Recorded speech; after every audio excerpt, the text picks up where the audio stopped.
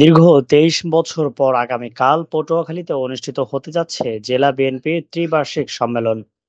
পৌর শহরের জিমনেসিয়াম মাঠে এ সম্মেলন অনুষ্ঠিত হবে। এ অনুষ্ঠানে ভার্চুয়ালি যুক্ত থাকবেন দলের ভারপ্রাপ্ত চেয়ারম্যান তারেক রহমান।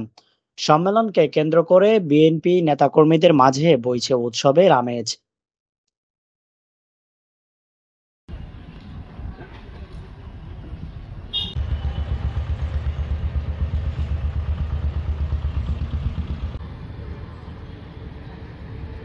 পুরো শহরে সাজানো হয়েছে নতুন সাজে। ব্যানার, পোস্টার ও ফেস্টুনে ছেয়ে গিয়েছে পুরো এলাকা। সভাপতি ও সাধারণ সম্পাদক পদপ্রার্থীরা সহ বিভিন্ন পদের প্রার্থীরা ছুটছেন কাউন্সিলর ধারে ধারে। চলছে মিছিল, মিটিং ও সমাবেশ। প্রায় ১,৬০০ কাউন্সিলর তাদের গোপন ব্যালটের মাধ্যমে নতুন নেতৃত্ব নির্বাচিত করবেন। সম্মেলন পরিচালনার জন্য কেন্দ্রীয় সিদ্ধান্ত অনুযায়ী গঠন করা হয়েছে ৩ সদস্যের নির্বাচন কমিশন।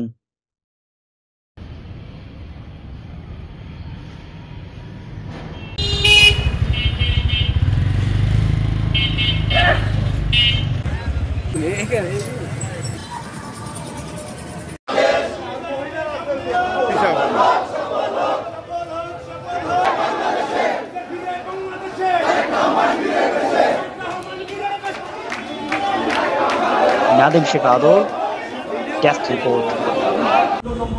শিক্ষিত, শৃঙ্খলাবদ্ধ, জাতীয়তাবাদী